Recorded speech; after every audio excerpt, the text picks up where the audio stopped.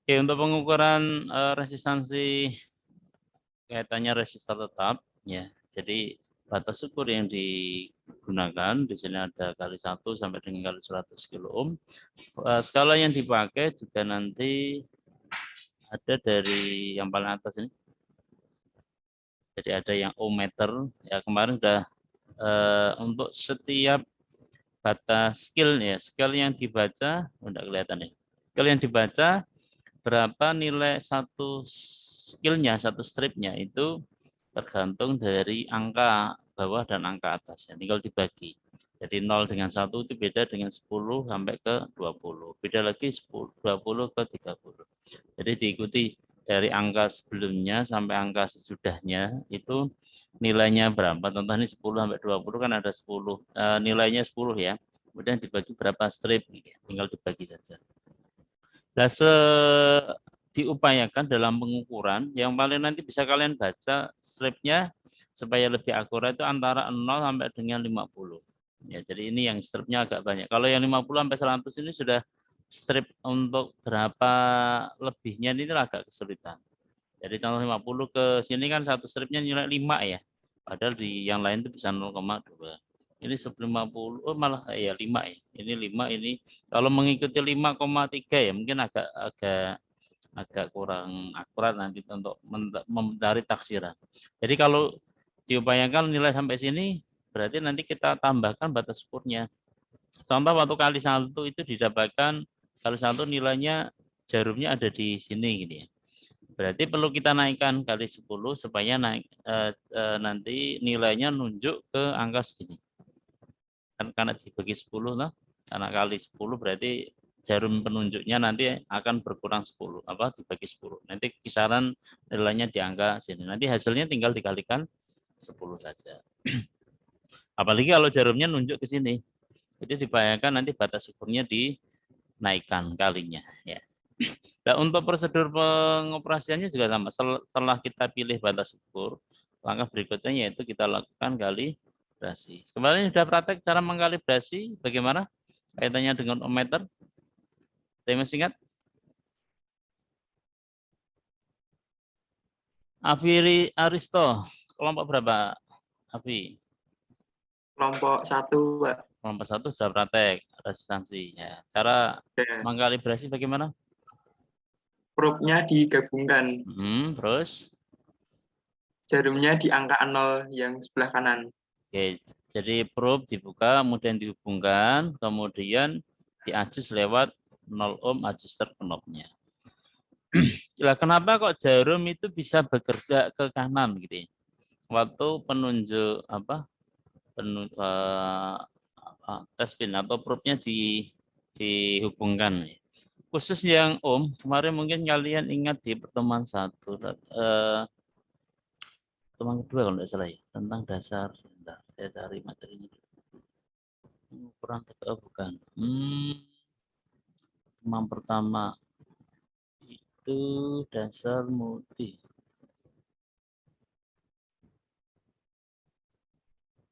Ya, khusus untuk ohmmeter, sebentar saya cari materinya. Ini TM1 PDF.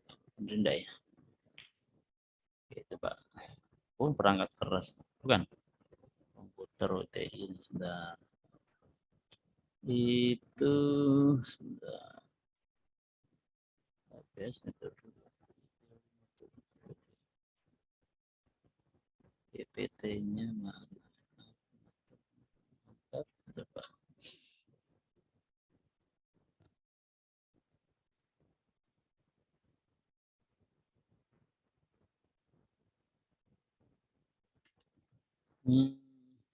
Tugas multi, sebentar.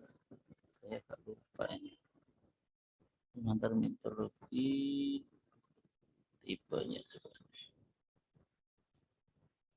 Ohmmeter 1.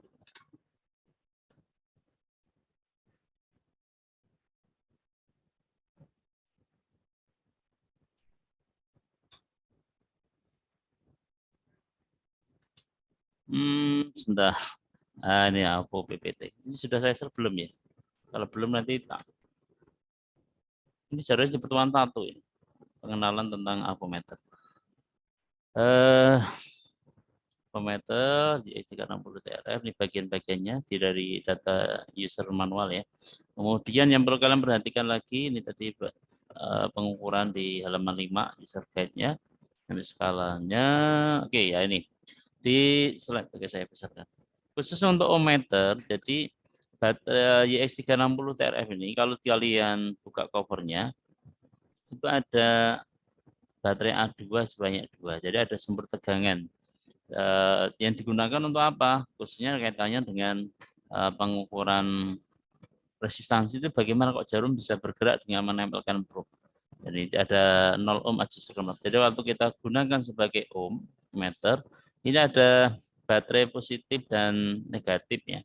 Itu posisi probe-nya dibalik. Jadi yang terhubung langsung dengan foto positifnya baterai itu adalah common hitam ya, common negatifnya. Sedangkan yang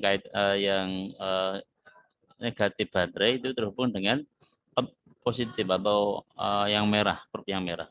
Jadi untuk kaitannya resistansi, kenapa kok bisa jarumnya bisa bergerak itu karena dihubungkan, dia menyambungkan arusnya yang ngalir dari baterai, maka dia akan menggerakkan posisi pointer itu. Jarum ada kumparan yang ada jarumnya itu dia akan menunjuk ke angka 0, maka bergerak. Secara tidak langsung kalian menghubungkan arus yang ada di baterai yang sebesar A2 sebanyak 2 kali atau 3 volt ini. Nah, maka jarumnya akan gerak ke kanan. Oke, itu nanti kita prinsip itu tolong nanti dipahami. Jadi kalau kita nyebut kaitannya untuk resistansi ya, untuk resistansi nanti begitu saya nyebut kita sebut probe, kita pegang probe hitam ya. Contoh kalau yang analog ada seri yang lain ya seperti ini yang bentuk copotan. Jadi yang merah itu mewakili kutub negatif baterai, bukan kalau yang ohmmeter ya.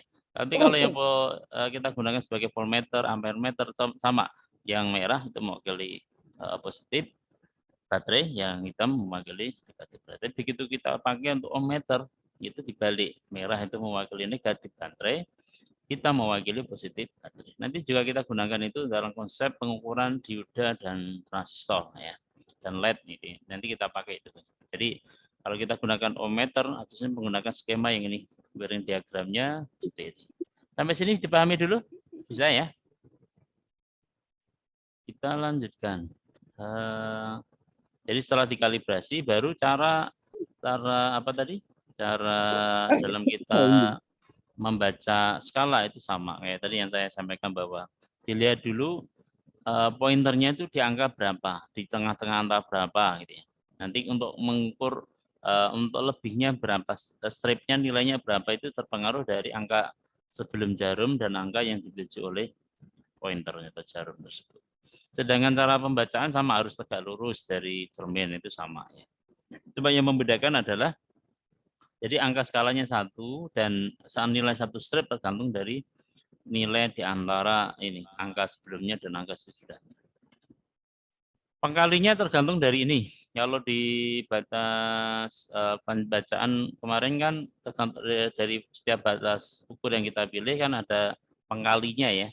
Kalau di sini pengkalinya bagaimana ya, tergantung dari batas ukur yang kalian pilih tadi.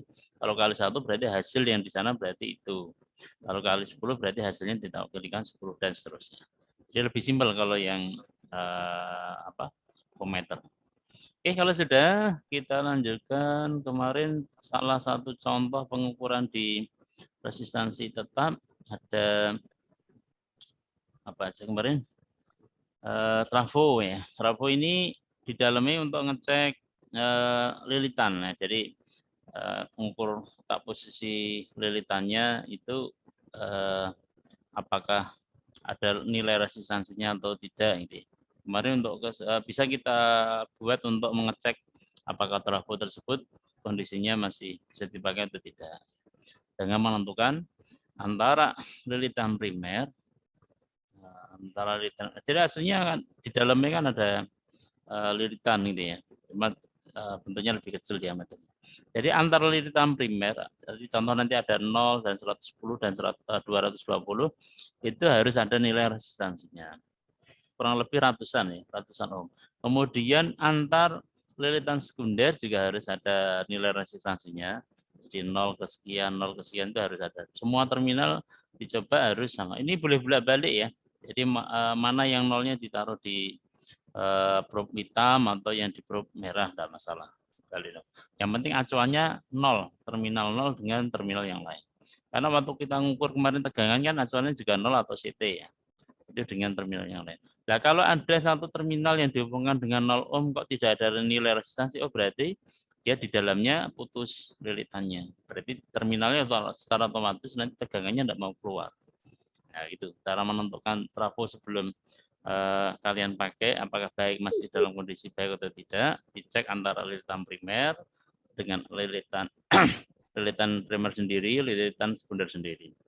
Dan antara lilitan primer dan lilitan sekunder harus tidak ada resistansi ya, karena dia tidak terhubung secara fisik ya, menggunakan induksi di sana.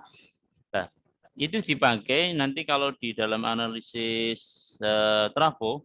Kenapa kalau kita cek ini kebetulan yang kemarin kita praktekkan kan step down ya. Step down itu artinya ada dari primer diturunkan tegangannya di sisi sekunder. Maka nanti kalau kita bicara step down gitu, berarti nilai di sisi lilitan di sisi primer berarti akan lebih besar ketimbang nilai lilitan yang ada di sisi sekunder.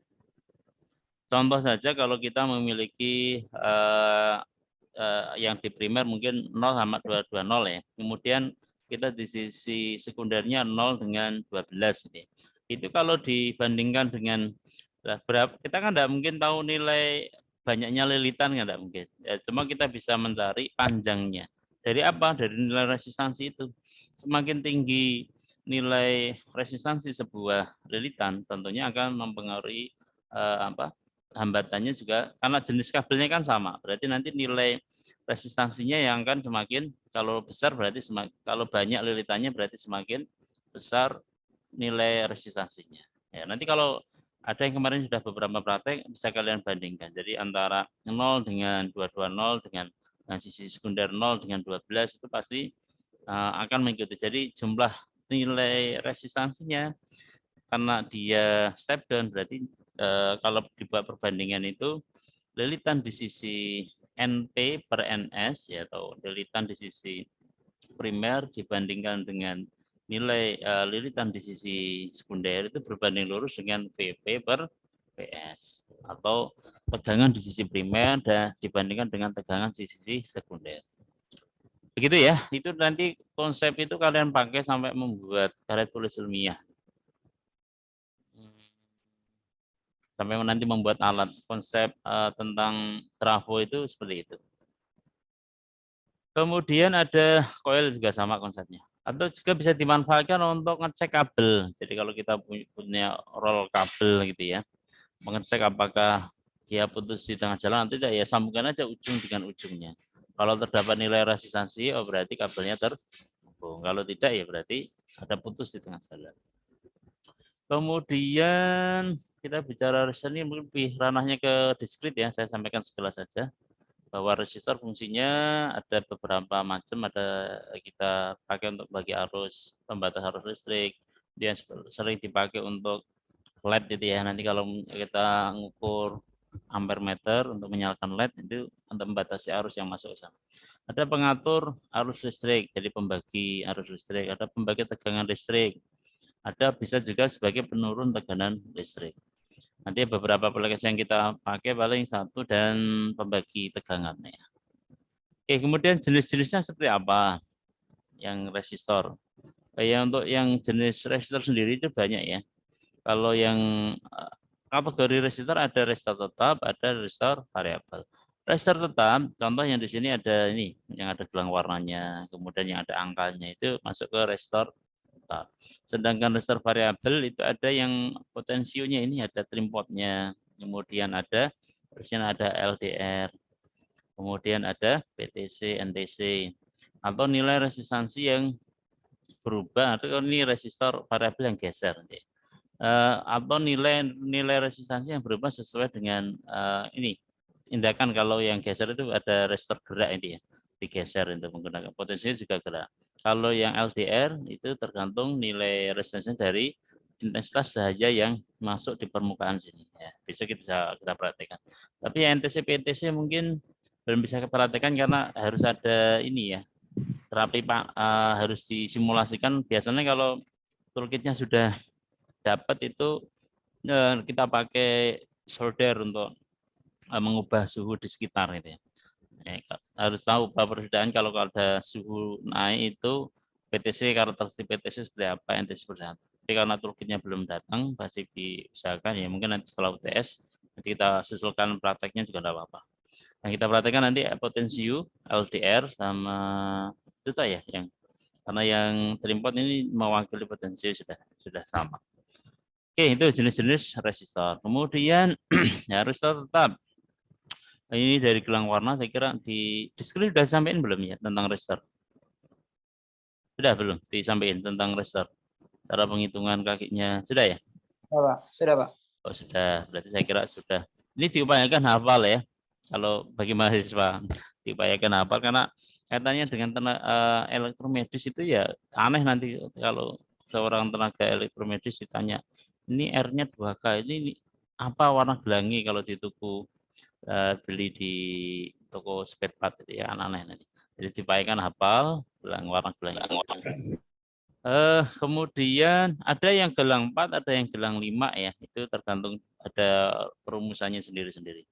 Nanti silakan ya walaupun tidak hafal banget ya belajar diupayakan di tiap warna. Oh kalau warna ini mewakili apa? Ini kan sama ini. Oh warna ini 0, ini 1, semua sama. Kecuali yang di toleransi kalau ya sama ini juga lah. Kalau juga 5%, yang berbeda cuma ini. Kalau yang ditoleransi warna kedua dan 3 yang apa ini? Ini nilainya ada yang teman-teman yang ini sudah membaca warna. Ini pakai yang namanya juga tidak apa-apa, dihafalkan namanya. Tapi dipakai apal ya untuk warna gelang. Oke, untuk yang ya nanti untuk dalam pengukurannya bagaimana? Ini yang sering ada di pasaran, nilai standarisasi pasaran ada kelipatan yang satu resistor ada 10 ohm, 1 kilo ohm dan seterusnya. Kemudian ada kelipatan 1 ohm, 1,1 ya. Ada 11 ini agak jarang ya. Ini sampai dengan 7R5 dan seterusnya. Tapi nanti kita perhatikan yang ada di lab ya, karena nanti caranya sama. Kita bandingkan penghitungan manualnya dibandingkan dengan ukurnya. Nanti ada proses pengukuran toleransinya. Jadi sesuaikan dengan data dari fisiknya. Nanti kita ukur apakah dia nilainya melebihi toleransi atau kurang dari toleransi atau di antara batas toleransi. Kalau di antara batas toleransi nanti dia tidak perlu kita ukur PK ya. PK itu presentasi kesalahan itu kalau nilainya kurang dari batas minimal toleransi atau melebihi dari batas nilai maksimal toleransi. Tapi kalau di dalam batas toleransi tidak perlu kita ukur persen kesalahan. Itu nanti berlaku untuk kalian uji membuat KTI ya sama seperti itu. PK, presentasi kesalahan. Simbol di dalam resistor mungkin juga sudah diterangkan. Ini ada bentuk, ada yang bentuk seperti ini, ada yang kotak. Nanti tiap piring beda biasanya. Ada yang, tapi kayak Proteus itu juga dalam membuat kemarin juga ini ya bisa memformat kotak sama ini ya, yang simbol pertama ini. Ada format Inggris dan USA. Ya. Oke. Jadi jenis-jenisnya saya kira tidak perlu kita pelajari karena kita di metodologi pengukurannya. Jenis setiap metalnya. Ya langkah pengukuran ini tadi sudah saya sampaikan di awal ya. Sakerjangkauan posisi 0, kemudian sesuaikan dengan batas ukur yang dan nilai terminal yang akan diukur. Kemudian ujung probnya dipertemukan menggunakan tabel pengatur atau 0-0 adjustment-nya ya, adjuster knob. Posisi jarum pada papan sehingga menunjukkan angka 0. Kenapa bisa 0? Ya tadi karena ada di wiringnya tadi antara kita ingin mengalihkan arus listrik baterainya dari A2 sebanyak 2 tadi sehingga dia akan bisa memutar posisi kumparan yang di sana sehingga mengumpulkan yang pointernya digeser ke sebelah kanan agar gerak ya. Oke, letakkan sembarang kayak penilaian per AC itu ya. Jadi posisi probe-nya tidak ditentukan. Boleh ujung satu dengan ujung yang lain atau dibalik, tidak masalah. Kemudian jarum pada skala ke kanan menunjukkan nilai satuan. Tinggal nanti selain menentukan dia baik, ada nilai resistansinya nanti diukur nilainya berapa, nilai resistansinya. Oke, kemudian kita bahas tentang pertemuan kali ini ya, kaitannya dengan resistor variabel ya. Tadi sudah sedikit di awal disampaikan ada resistor variabel yang LDR, ada potensio, atau trimpot, sama NTC, BTC. TM keempat. Sampai sini ada yang mau bertanya dulu, silakan. Kalau ada yang bertanya.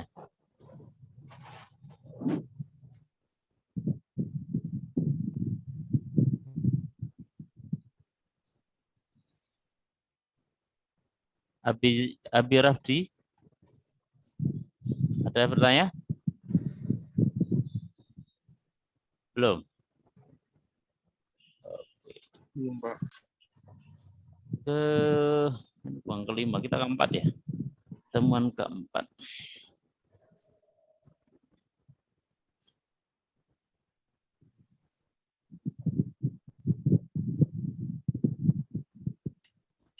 Oke, untuk kaitannya dengan pengukuran resistansi variabel atau nilai komponen yang nilai R-nya berubah. Berubah ini tergantung ya. Ada yang dari pergeseran, perubahan pergeseran, ada yang berubah berdasarkan intensitas cahaya, ada yang berubah berdasarkan intensitas panas. Ya.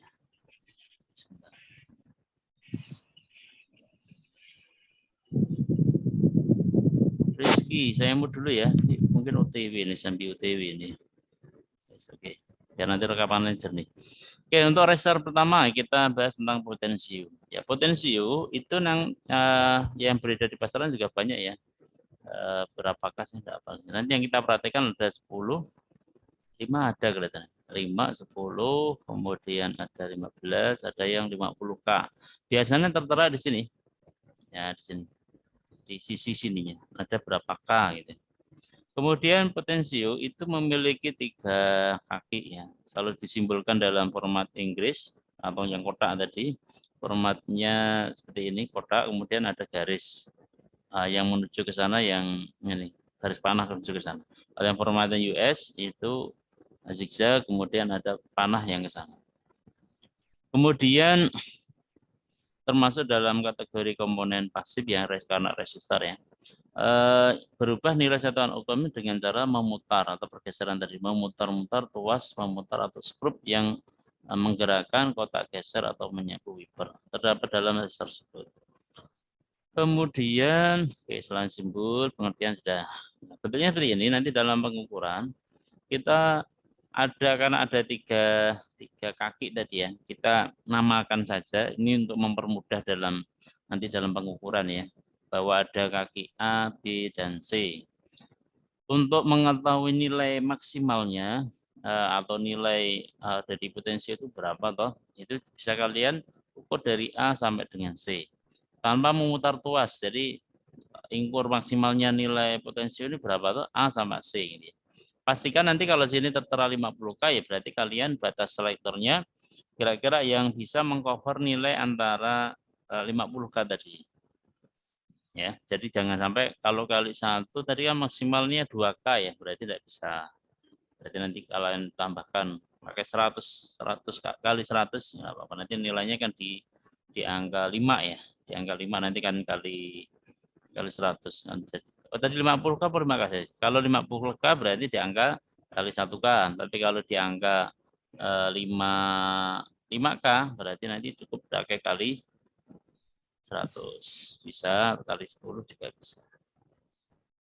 Oke, sudah ada di sini, kita tambah sedikit ya. Kemudian langkah pengukurannya. Nah, langkah pengukuran sama. Tinggal ujung kaki kedua kaki penyedik ditentukan, ini kalibrasi ujung penyedik di A dan B untuk variabel resistor. Untuk yang kelima itu untuk mengetahui nilai maksimalnya. Kemudian putar tuas searah jarum jam. Searah jarum jam itu posisinya gini maksudnya. Dari menghadap potensinya ya, posisinya ya. Posisinya kan seperti ini. Angka. Kakinya ke atas ya, menghadap ke atas. Kemudian putar jarum pada papan ini. Putar tuas memutar searah jarum jam atau proses digunakan obeng minus. Jadi ininya yang ada lubang nih. Ini ada lubang, ditekan searah jarum jam. Apa yang terjadi kalau diputar searah jarum jam? Ya skala ikut bergerak ke kanan. Artinya apa? Nilai variator masih waktu digeser ke kanan apa? Ini kondisinya sebentar. Bentuk proses obeng minus. Oh ini tidak diikuti oleh jarum ini. Oh ini A dan B ya, sorry. Tadi saya kira A dan C. Jadi letakkan posisinya di 5 itu A dan B. Bentar. 5 dan B lah ini. A dan B. Kalau posisi ini kan ada lubangnya. Boleh menggunakan tangan, boleh. Atau menggunakan screw yang minus ya. Jadi biasanya pakai putar di tangan. Kalau diputar ke kanan, nanti batas skalanya jarumnya akan geser ke kanan. Kalau geser kanan itu nilai resistansinya semakin sedikit atau semakin banyak nilai R-nya? Makin banyak. Ke kanan. Nilai semakin ke kanan. Karena nolnya kan dari kanan. Nah, berarti lebih sedikit berkurang gitu kalau ke kanan. Kalau kita gunakan AB. Kalau kita gunakan apa tadi yang kelima? 7 sudah jarum pada posisi bergerak ke kanan. Ya, oke. Kemudian letakkan ujung pada BC. Kalau kebalikannya BC. Putar tuas searah jarum jam. Maka jarum jam akan ke kiri. Ini artinya adalah nilai resistornya adalah bertambah. Artinya apa? Artinya kalau kita buat potensio itu kan tadi contoh kalau misal tadi 10K ya. 10K itu kalau itu aslinya ada 2R itu. A, B sama BC. Kalau kita membesarkan nilai R yang satu, otomatis akan memperkecil nilai yang satu. Apa maksudnya? Jadi kalau AB itu kalian putar ke kanan, dia akan nilai R-nya kan semakin sedikit. Tapi nilai BC-nya dia akan semakin besar. Gitu. Contoh 10. Contoh kalau diputar aslinya 50-50 itu menjadi 60-40. Atau karena tadi kanan ya berarti 40-60. Jadi kita besarkan salah satu R, satu R-nya kita menjadi nilai kecil. Jadi total dari R1 dan R2 tadi 10K-nya tadi. Ya, secara otomatis ini ya. Jadi kalau nilai R-nya 50 digeser semakin sedikit R1 berarti R2-nya akan semakin besar. Kebalikannya kalau kita berarti untuk nilai minimalnya berapa? Kita mentok kalau AB berarti mentok ke kanan. Itu nilai R yang satunya minimalnya itu. Kalau ingin mengetahui nilai maksimal dari BC bagaimana? Tinggal diputar berlawanan dengan jarum jam. Nanti akan didapatkan nilai minimal dari resistor yang B ke C. Sampai sini bisa dipahami? Nanti mungkin praktikumnya R tetap dan ini saya kira nanti waktunya sudah ini ya. Coba nanti kalau ya syukur-syukur bisa sampai LDR ya. Kalau enggak ya mungkin di pertemuan berikutnya. Oke, kemudian resistor berikutnya ya. Oke, ada pertanyaan enggak yang tentang potensio? Adakah? Belum ada? Memang ini apa ya materi praktek kalau cuma disampaikan ini kadang masih belum ada gambaran. Ya sudah apa-apa nanti sekaligus waktu praktek bisa untuk menambah pengetahuan. Oke, untuk yang berikutnya ada resistor yang peka terhadap cahaya. Ini resistor ini yang oh ya manfaatnya potensio tadi apa kira-kira? Banyak sekali ya. Kan sering kalian coba kayak kemarin di power supply itu untuk mengajus tegangan yang keluar itu fungsinya adalah sebagai pembagi tegangan. Jadi mengajus kemarin ada 5 volt, ada 10 volt, ada 15 volt. Itu potensio yang kalian putar ini. Itu difungsikan sebagai pembagi tegangan. Kemudian oke, ada lagi mungkin dulu zaman dulu yang masih punya radio analog gitu ya, pakai muter gitu ya suaranya. Suaranya besar kecilkan suara ini. Atau mungkin tape yang masih muter itu juga menggunakan potensio. Oke, kita lanjut ke LDR. Untuk yang LDR bukan apa kepanjangan LDR itu? Dependent resistor. Bukan long apa distance relationship ya, kalau anak-anak muda ini biasanya mengartikan LDR dengan bahasa yang lain. Oke, LDR sensor ini juga kalau yang tadi potensio itu aplikasinya mungkin nanti bisa disampaikan di semester kemarin sudah ya. Kalian ini semester berapa ini? Oh, 1 ya. Nanti semester 2. Semester 2 bisa disampaikan tentang sensor dan transducer. Ya potensi itu masuk ke sensor geser gitu ya. Atau mekanik karena harus digeser. Kemudian nanti LDR masuk ke sensor optik karena ada pencahayaan dia. Sama yang apa? Kalau yang NTC PTC nanti masuk ke sensor thermal, sensor panas. Kita lanjutkan sensor pekat cahaya atau LDR. LDR ini dalam kondisi gelap ya nilai resistansinya dia akan semakin besar, bahkan bisa nyampe 1 mega. Cuma kemarin waktu diperhatikan beberapa teman tidak nyampe sini ya, paling cuma ratusan kilo ya, tapi tidak 1 mega jarang, karena itu harus dalam kondisi gelap tanpa cahaya yang masuk. Itu bisa semakin besar, bisa sampai 1 mega. Kemudian di tempat terang itu bisa nyampe sekitar 100 ohm ya. Cara pengukurannya sama ya, dengan R yang lain sama. Bedanya waktu treatment tadi. Jadi karena tadi waktu gelap itu seharusnya harus, jadi karakteristik untuk menentukan LDR itu masih bagus atau tidak dari ini, dari kita gunakan acuan bahwa atau kita berikan, kita tutup permukaannya, nilai resistansinya kalau dibandingkan dengan tidak dibuka itu jarumnya lebih ke kiri ya. Kalau kondisi gelap lebih ke kiri ketimbang yang waktu disinari menggunakan, mungkin nanti kita gunakan flash dari HP juga bisa untuk jadi kalau dari sinar yang ada di lab mungkin kurang, kita nanti tambahkan dengan flash supaya nanti mendekati minimalnya berapa, tempelin aja di flash HP itu kalau diukur. Cara pengukurannya sama persis, cuma tindakan untuk mengetahui minimal dan maksimal itu yang berbeda dengan potensio tadi ya. Kalau potensio tadi A, B, dan BC tadi perlakuannya kebalik. Tapi kalau di sini cukup di permukaannya disinari dan dikasih penghalang atau ditutup permukaannya supaya mendapatkan nilai resistansi yang besar. Kemudian ada pengukuran termistor ya. Ada istilahnya NTC sama PTC. Kalau waktu dipanasi itu nilai resistansinya bertambah, itu namanya positif thermal koefisien atau PTC. Tapi waktu dipanas kok dia nilai resistansinya lebih kecil, itu namanya negatif thermal koefisien atau NTC. Jadi simbolnya biasanya ditambahkan ini, ada silang menyilang garis ini, kemudian ada plus sama minus. Kalau minus itu NTC, kalau PT, T itu masih thermal ya. Jadi ada perlakuan positif thermal, ada negatif thermal. Kalau negatif thermal berarti NTC, ini PTC. Jadi perlakuannya nanti cara ngukurnya sama kayak di LDR. Cuma kalau tadi perlakuannya kan dikasih cahaya dan ditutup cahaya. Kalau di sini adalah didekatkan dengan sumber panas dan didinginkan. Jadi dinginkan nanti bisa dicelup dengan air yang dingin itu ya.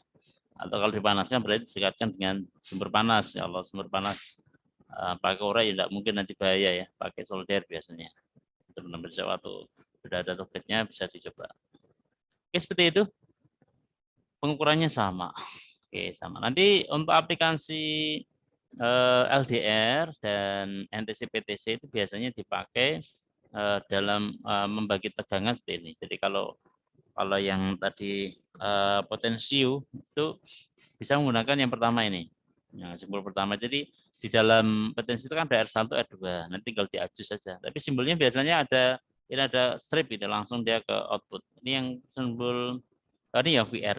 Ya VR ini kalau ini penerapannya ada gabung LDR sama VR-nya digabung. Kalau ini ada R, ini sama-sama dipakai terapannya untuk pembagi tegangan. Oke, saya kira sampai situ teori yang bisa saya sampaikan untuk pengukuran resistor yang tetap dan resistor variabel. Ada yang mau bertanya? Silakan. Adakah?